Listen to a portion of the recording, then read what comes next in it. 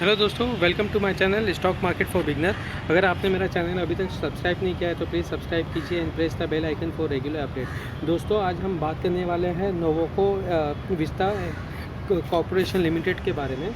और ये Nirma group company से बिलोंग करती है और हमें इसमें ये जानना है कि ये कंपनी का परफॉर्मेंस कैसा है, इसमें हमें निवेश करके चलना चाहिए, बाय करना चाहिए या होल्ड करना चाहिए या सेल करना चाहिए। तो ये सारी बातें हम तभी जान पाएंगे तब जब हम इसके बिज़नेस को जान पाएंगे कि इसका बिज़नेस कहना कैसा है और अपने सेगमेंट में इसका परफॉर्मेंस कैसा है। तो ही हम यानी कि इस मुद्दे पे आएंगे कि हमें इसके अंदर कंटिन्यू करना चाहिए या नहीं करना चाहिए। अगर हम इस कंपनी की बात करें तो ये है ना कंपनी लार्जेस्ट सीमेंट कंपनी है और कॉन्सेंट्रेट मैन्युफैक्चरर है इन इंडिया में। और इनका जो बिज़नेस है वो काफ़ी डाइवर्सिफाई है ना बिज़नेस है। वो सीमेंट में रेडी मिक्स कंक्रीट हो गया या मॉडर्न बिल्डिंग मटेरियल हो गया, लाइक पुट्टी हो गया, ड्राई प्लास्टर हो गया, कवर ब्लॉक हो गया। तो ये सारी चीज़ों में अपना ये सारे प्रोडक्ट ये कंपनी बनाती है। तो कंपनी अपना सेल के सेगमेंट में काफ़ी यानी कि इंडिविजुअल बायर भी रखती है, जिसमें होम बायर्स आता है, और नॉन इंडिविजुअल बायर भी रखती है जिसमें कॉर्पोरेट पोर्टफोलियो आता है। अगर हम डिस्ट्रीब्यूशन नेटवर्क की इसकी बात करें तो इसका बहुत ही स्ट्रॉन्ग डिस्ट्रीब्यूशन नेटवर्क है। टोटल वो 15,969 डीलर्स है और 225 CFA है। अगर अब हम इसके है ना सीमेंट के प्लांट की बात करेंगे तो इनका सीमेंट का प्लांट है ना मोस्टली वेस्ट बंगाल, बिहार, उड़ीसा, छत्तीसगढ़ और झारखंड में है। और ईस्ट इंडिया में तो काफ़ी यानी कि इसका अच्छा यानी कि होल्डिंग है और मार्केट के अंदर इसका मार्केट शेयर काफ़ी बड़ा है ईस्ट इंडिया में। और वहीं अगर हम बात करें कि इसके टोटल यानी कि इंस्टॉल कैपेसिटी की कि राजस्थान और हरियाणा में तो 22.32 MMTP है।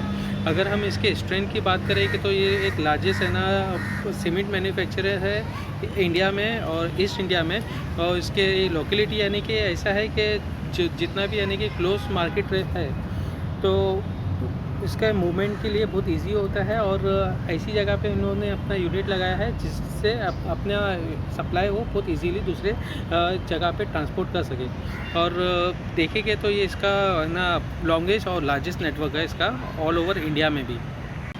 वहीं दोस्तों, अगर हम टोटल रहना इसके रेवेन्यू की बात करेंगे तो टोटल रेवेन्यू 2019 में 71,000 था। उसके बाद में अगर हम 20 की बात करें तो 20 में 68,299 था। और वहीं पे अगर हम 21 की बात करें तो 75,226 है। और उसका प्रॉफिट आफ्टर टैक्स की बात करें तो 2019 में ये लॉस में थी, 264 का है ना इसका लॉस था। और 20 की बात करें तो 2492 का इसका प्रॉफिट था। और अभी 20 की बात करें तो वापस से 259 का इसको लॉस है। वहीं इसके हम है ना शेयर के प्राइजेस के ना बात करेंगे तो ये लिस्ट हुआ था 570 के आसपास। और कुछ भी है ना इसने लिस्टिंग गेन नहीं दिखाया था लिस्टिंग होने के टाइम पे। और आज अगर हम आज की बात करेंगे तो आज है ना ये क्लोजिंग करता है 527 के ऊपर। और इसका प्रीवियस क्लोजिंग की बात करें तो 520 है। आज की ओपनिंग की बात करें तो 522 है। इसने हाई बनाया था 533 का और लो बनाया था 521। इसका ऑल टाइम 52 वीक का हाई 564 है और लो की बात करें तो 485 है।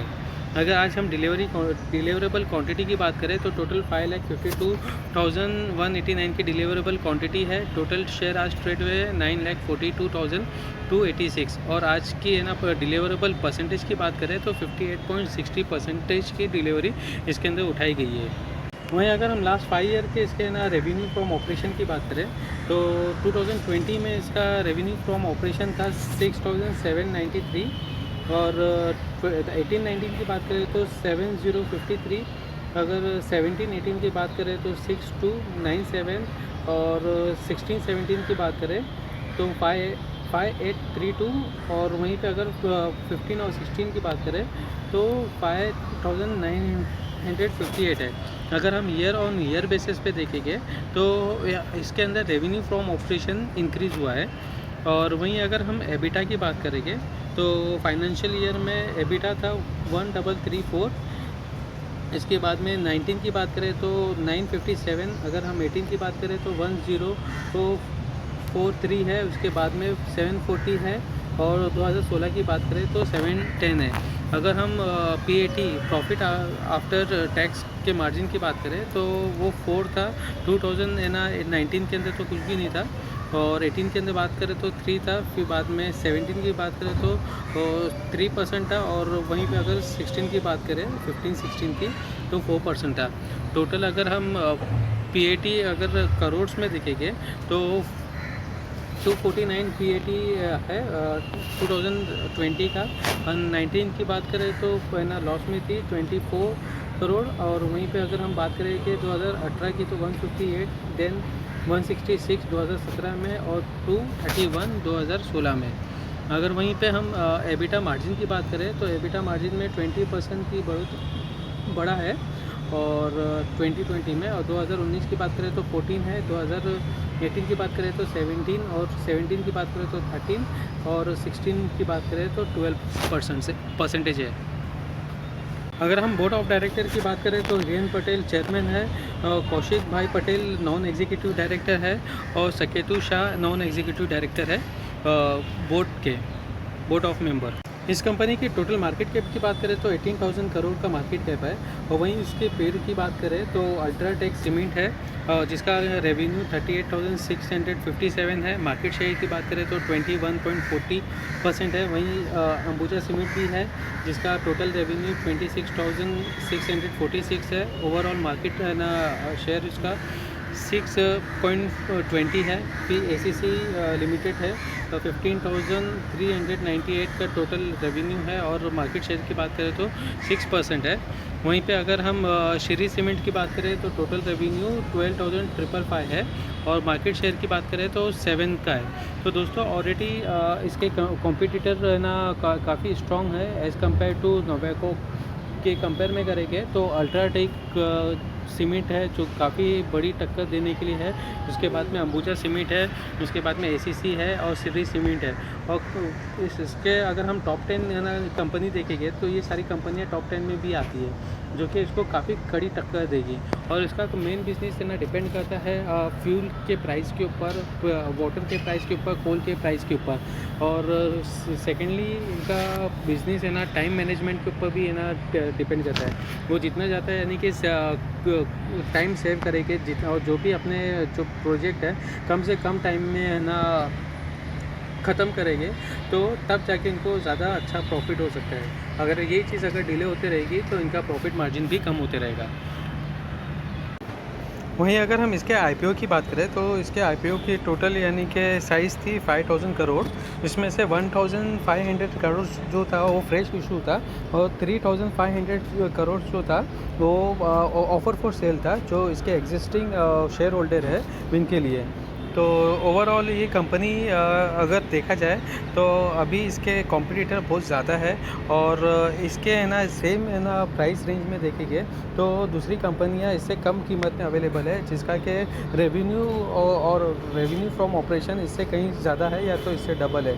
तो दोस्तों अगर हम देखेंगे तो ऐसी कंपनी में हमें थोड़ा वेट करना चाहिए इसके Q1 के रिज़ल्ट आने तक के, Q2 का रिज़ल्ट, कम से कम 2 से 3 क्वार्टर के रिज़ल्ट अगर हम इसके एनालाइज़ करेंगे, इसका शेयर होल्डिंग पैटर्न देखेंगे कि टोटल शेयर होल्डिंग पैटर्न कितना है, कैसा है, तो इसके बाद में हम डिसाइड कर सकते हैं कि इसके अंदर होल्ड करके चलना चाहिए या इसमें से एग्ज़िट करना चाहिए।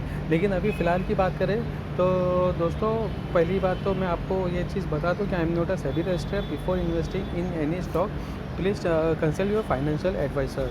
तो क्योंकि ये चीज़ है ना खाली एजुकेशनल पर्पस के लिए है, और ये वीडियो जो डिटेल में एनालाइज़ की गई है वो इसीलिए की गई है कि जिसमें आप खुद का डिसीजन ले सके, आप खुद यानी कि सोच सके, समझ सके कि हमें इसके अंदर इन्वेस्ट करके रखना चाहिए कि इसमें से एग्ज़िट करना चाहिए। तो दोस्तों वहीं अगर मैं से अगर पूछेंगे तो मैं इस कंपनी को सेल करने की सलाह दूंगा इस स्टॉक को, ताकि इसका मेन रीज़न तो यही है कि इसके कॉम्पिटिटर बहुत ज़्यादा है, और इसका जो वैल्यूएशन है स्टॉक का काफ़ी हाई है एज़ कम्पेयर टू इसके पेयर के। तो दोस्तों अगर आपको मेरा ये वीडियो पसंद आया रहेगा तो प्लीज़ लाइक एंड शेयर कीजिए। आपका एक लाइक मेरा मोटिवेशन बढ़ाता है। आज के लिए इतना ही। We will be meeting in our next video. जब तक के लिए बाय बाय।